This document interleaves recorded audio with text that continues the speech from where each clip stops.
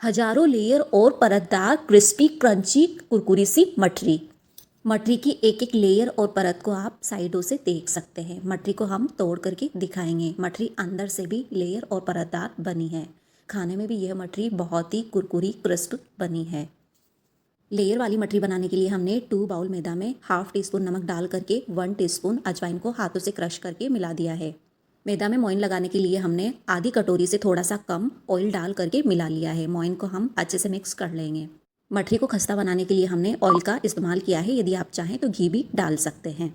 मोइन को हमने अच्छे से मिक्स कर दिया है।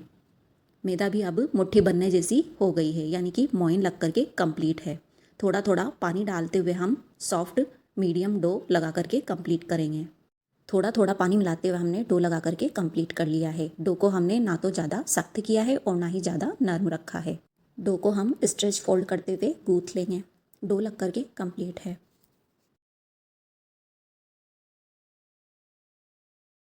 अब हम साठा बना करके कंप्लीट करेंगे। उसके लिए हमने 4 टेबलस्पून घी में 3 टेबलस्पून मैदा डाल करके मिक्स कर ली है। स्मूथ टेक्सचर बन करके कंप्लीट है। कंसिस्टेंसी आप देख सकते हैं। साठा की कंसिस्टेंसी आप देख सकते हैं। अब हम डो में से कुछ पोर्शन तोड़ते हुए मीडियम साइज की लोइयाँ बना लेंगे। यहाँ पर हमने 3 मीडियम साइज की लोइयाँ बना ली है। लोइयों को हम बेल लेंगे। एक लोई को लेते हुए हमने मीडियम साइज का बेल करके कंप्लीट कर लिया है। साइज को आप देख सकते हैं। बाकी की बची हुई 2 लोइयों को भी हम इसी साइज का बेल लेंगे।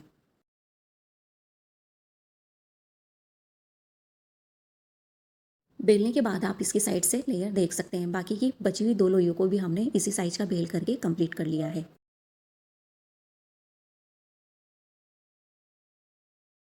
हमने लोइयों को बिना घी तेल और बिना मैदा लगाए हुए ही बेल लिया है। यदि आप चाहें तो लगा सकते हैं। इस तरह से हमने तीनों लोइयों को बेल करके कंप्लीट कर लिया है। अब हम शीट में साठा लगा करके कंप्लीट करेंगे।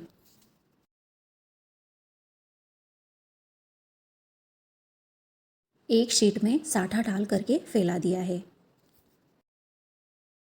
साठा फैला करके ऊपर से मैदा को डस्ट करेंगे और दूसरी वाली शीट को लगा करके फिर से हम साठा लगा देंगे। तीनों शीटों में साठा लगा करके मैदा को डस्ट कर दिया है। हाथों से हल्का सा प्रेस करते हुए शीटों को हल्के हाथ से दबा देंगे ताकि अंदर से जो भी एयर हो निकल जाए। साइड से शीट को फोल्ड कर देंगे। फोल्ड करने के बाद ऊपर से मैदा को डस्ट करते हुए हम फैलाने के बाद हम दूसरी तरफ से भी वन साइड से फोल्ड कर देंगे। फोल्ड की हुई शीट को हम हल्के हाथों से बेल लेंगे। ध्यान रहे हल्के हाथों से ही शीट को बेल लेना है, वरना तलते समय शीट की लेयर नहीं निकलेगी। एक्स्ट्रा पोर्शन को हटाते हुए इक्वल शेप में कट करेंगे।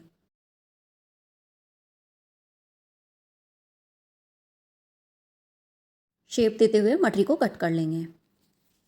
चाहे तो मठरी का शेप और साइज आप अपने अकॉर्डिंग भी रख सकते हैं।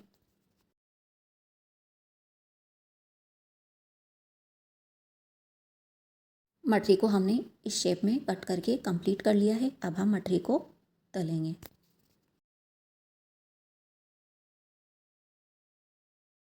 मठरी को तलने के लिए हमने ऑलरेडी गैस की फ्लेम को ऑन करके कढ़ाई में ऑयल को डाल करके ऑयल को अच्छे से गर्म कर लिया था। ध्यान रहे बढ़िया ऑयल गर्म होने के बाद ही मठरी को तलें। ऑयल बढ़िया गर्म होने के बाद हमने गैस की फ्लेम को बिल्कुल धीमा कर दिया है। मठरी को डाल करके हम धीमी आंच पर मठरी को तल लेंगे। धीमी आंच पर मठरी को तलने से मठरी अंदर तक बढ़िया से सिक जाती है। मठरी अंदर से कच्ची नहीं रहती है। बाकी की बची हुई लोइयों से भी हमने शीट बना करके बेल ली है। बेल करके हम शीट को कट करेंगे।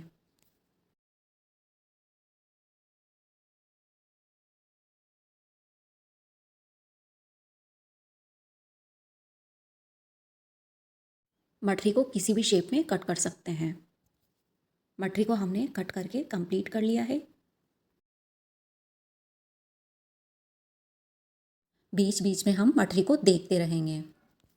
यदि मठरी को ऑयल में डालने के बाद मठरी सॉफ्ट होने लगे तो हम गैस की फ्लेम को 1 मिनट के लिए फुल करके मठरी को तल लें और 1 मिनट बाद गैस की फ्लेम को धीमा कर दें ताकि मठरी दोबारा फॉर्म में आ जाए। कढ़ाई ठंडी होने के बाद मठरी सॉफ्ट होने लगती है तो हम मठरी को तुरंत 1 मिनट के लिए फुल आंच पर तल लें और 1 मिनट बाद गैस की फ्लेम को धीमा कर दें। धीमी आंच रखते हुए हमने मठरी को तल लिया है। मठरी की एक एक लेयर और परत को आप साइडों से देख सकते हैं। मठरी गोल्डन ब्राउन होने के बाद मठरी को हम ऑयल से झटकते हुए निकाल लेंगे। बाकी की बची हुई मठरी को भी हम बिल्कुल इसी तरह से तल लेंगे। मठरी बहुत ही क्रिस्प और क्रंची बनी है। एक मठरी को हम तोड़ करके दिखाएंगे। मठरी के लेयर्स को भी आप देख सकते हैं। मठरी की आवाज़ आप सुन सकते हैं। अंदर से भी मठरी लेयरदार बनी है। टेस्ट में भी मठरी बहुत ही बढ़िया बनी है। हजारों परतों वाली मठरी को हम हल्की फुल्की भूख टी टाइम के लिए बना करके खा सकते हैं। चाहे तो आप मठरी को स्टोर करके भी रख सकते हैं। और यदि रेसिपी पसंद आई हो तो लाइक, शेयर और सब्सक्राइब करना, बेल आइकन को भी प्रेस करना ताकि आने वाली नई वीडियो की नोटिफिकेशन आपको मिलती रहे। तब तक के लिए आपको धन्यवाद।